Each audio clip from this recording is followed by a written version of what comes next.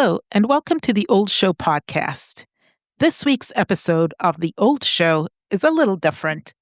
More than 5 years ago, I created a podcast called Workplace Fairness and Dignity, where I spent considerable time talking about workplace bullying, abuse, and the importance of treating people with dignity on the job.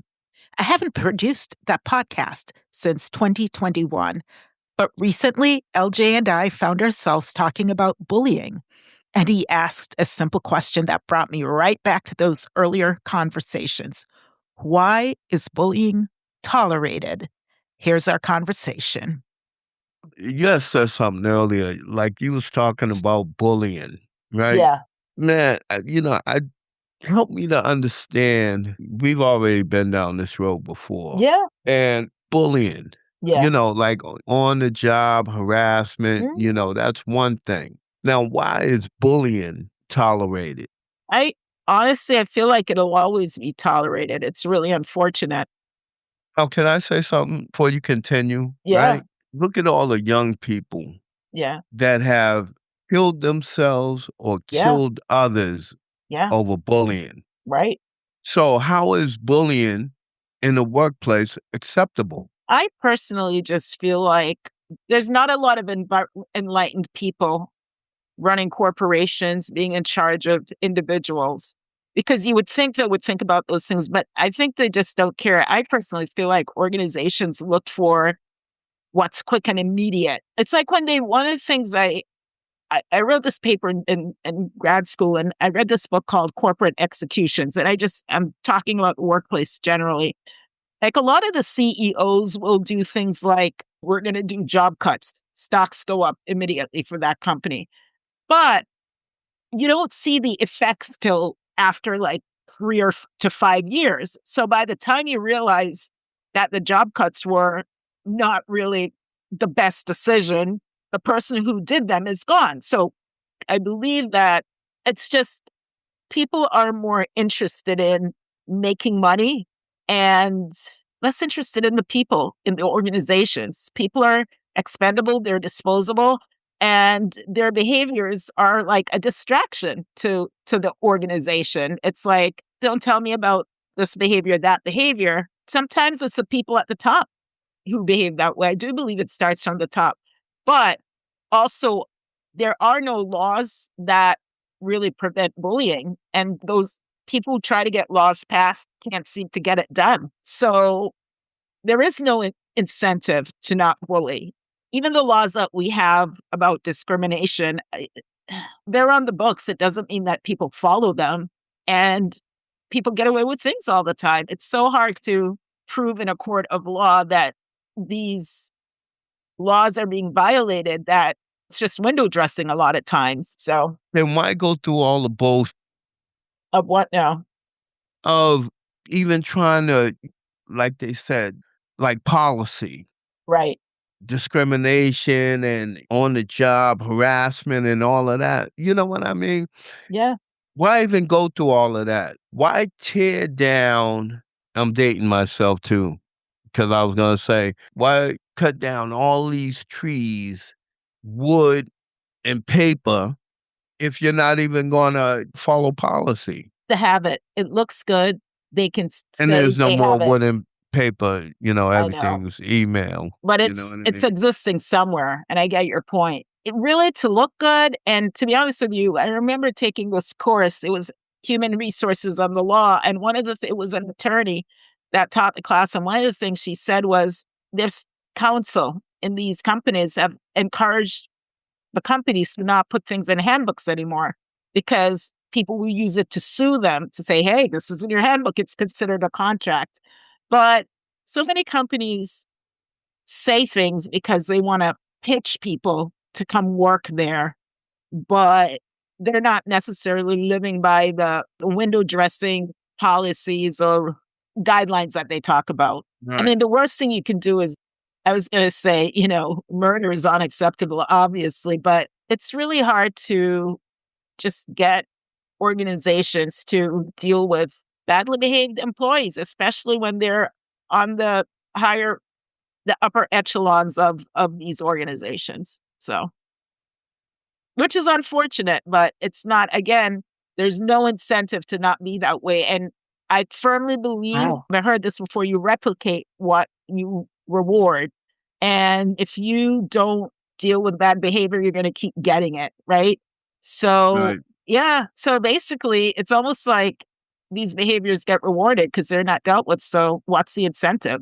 When I worked in HR, there was this one employee who was just awful to other employees, just awful. And they happened to be protected because they worked for the right person. And HR would always pull that person in and have a conversation. And they would always act really like practically like they were crying, like, oh, they're going to try, and went right back and was the same person. Right.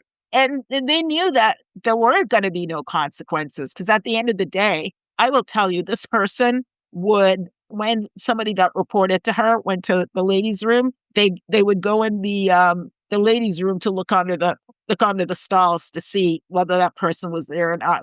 And that's not unusual. I'm not saying everybody does that, but there are a lot of people that have terrible boundaries like that. But they're protected. Right.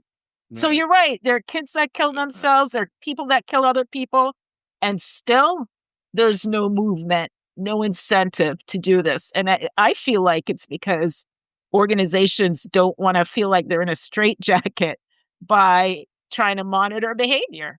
So they'd rather, I just feel like these organizations just don't care at the end of the day. Ayn Rand and Atlas Shrugged, I believe her stance was the government has too much involvement in corporations and like in business. Like the government just needs to be the government and not try to control business, companies, industries, corporations, and all of that. The government, you know what I mean? Like their policies and what doctors can do, what they can't do, and the things that they should be micromanaging, they don't. Right. Okay.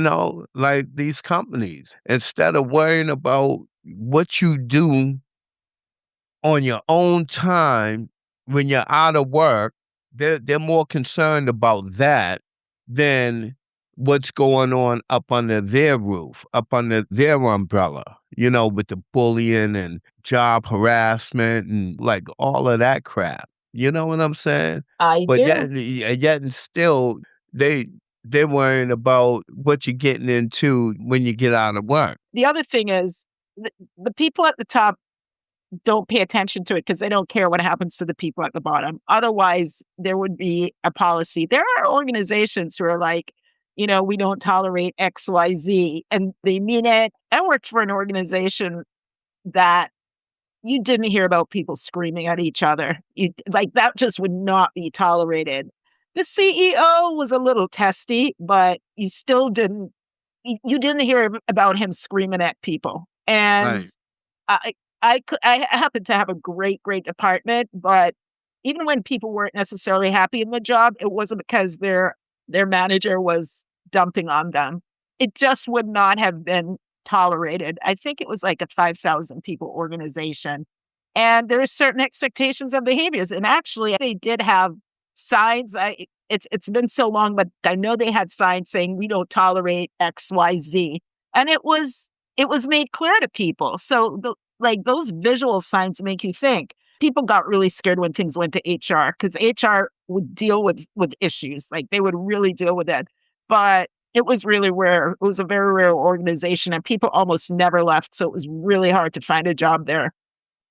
I've read about certain companies, man, that good to their people. And you look at like Google, they help with the daycare and like little things. Man, I But worked they at a give people hotel. stuff. It doesn't mean that I'm not saying they do or they don't, but a lot of places will give people stuff. They'll give them all the perks to get a certain kind of talent, but it doesn't always follow that they Right. they That hold everybody's entitled to it. that they treat people with respect all across the spectrum. The one thing I would say I find with large organizations, I don't mean like something like Google or like large universities. I find that some areas are better than others. If you're lucky enough to have a boss or to have a vice president that has integrity, it'll work out for you. But if you're in any area where another vice president just doesn't care about their staff, it's like people used to say when I worked at this large university, when I would recruit people, they would say, "Oh, what's the culture like?" And I was like, that's like asking about the culture of Boston, working for the city of Boston. It is so massive. It really depends on where you are, you know? Right. I remember one person told me, they said, I will never work anywhere where they give you lunch every day again, where they're like, because at the end of the day, they're just trying to tie you in. They don't want you to leave your desk. That's why they're giving you lunch. Man, I worked at a place, right, where parking was free Yeah, and your food was free. yeah, If you work, yeah, 8-hour shift, yeah. first shift, breakfast That's great. and lunch, and I'm not talking about, like, bullshit either. I'm talking about f not pre-made. Yeah. TV dinners. I'm talking about cooked, Right. prepared right in front of you. Like, I have pancakes, eggs, and sausage, like home fries, and watch them prepare it. And then lunchtime, could either go in the cafeteria or you could go to one of the restaurants in the hotel and eat. That sounds like a place that actually cares about their employees to give that kind of Yeah, perk, yeah. honestly.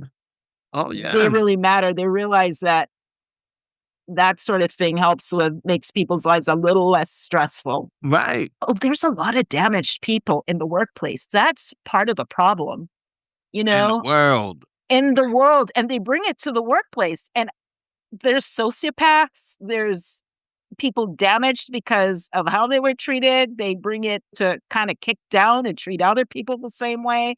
And a lot of times Yeah. they'll take it. You keep taking it, they condition it. Yeah. It's like, Postal. Right. That's murder in the room, That's right. and they mean it. Yeah. And Imma tell you something. Yeah. Yo, I don't know about these new postal workers, man, Yeah. but the postal workers back in the, late '70s and early '80s and Yeah. '90s, late '90s, they Yeah. meant that Yeah. I remember the ones from the 80s. Yeah. when they said they'll be back, Yeah. they meant it. And, hey, man, I know when one of those postal workers call their union and say, "Look," now if they call and they're like, "Oh, man, look, got a problem," yep. But if they call and they're like, "Hey, yo, hey, you listen up here, right? If you don't g if you don't get down here and you don't talk to so and so, Imma talk to him, and And you I don't mean want it." that. And then they're like, "Oh," they ringing all kind of fire alarms and, they like, "Man, listen, those cats got a reputation. Yeah. They got a reputation." People that they have to deal with in the post office, I'm not surprised. Oh, yeah, yeah. Hey, I just go in there, "Hey, yep, here you go. Take it easy. I'm just here. I ain't arguing with you about the weight of the package or nothing. It's whatever How you much say is it it? is. Hey, here you go." And I don't walk out that door with my back to them either, you know what I mean? I'm backing up out of there like, Yeah, don't mess with them. "See, Imma Yeah. let you go because you know how this thing will go, Always a man." pleasure, Larry. We'll continue it. Alright, sounds good, All sis. right. Have a good night. Hey, you too. Thank you for the time you spent with us today. We hope you heard something you could relate to or that made you think, even laugh. We'd love to hear from you. Send us a text or leave a voicemail through our fan mail link, and we may feature your message in a future episode. If this episode resonated, share it with someone. And if you have a story you want us to explore, even anonymously, let us know. Thanks for listening. Stay tuned for next week's episode of The Old Show.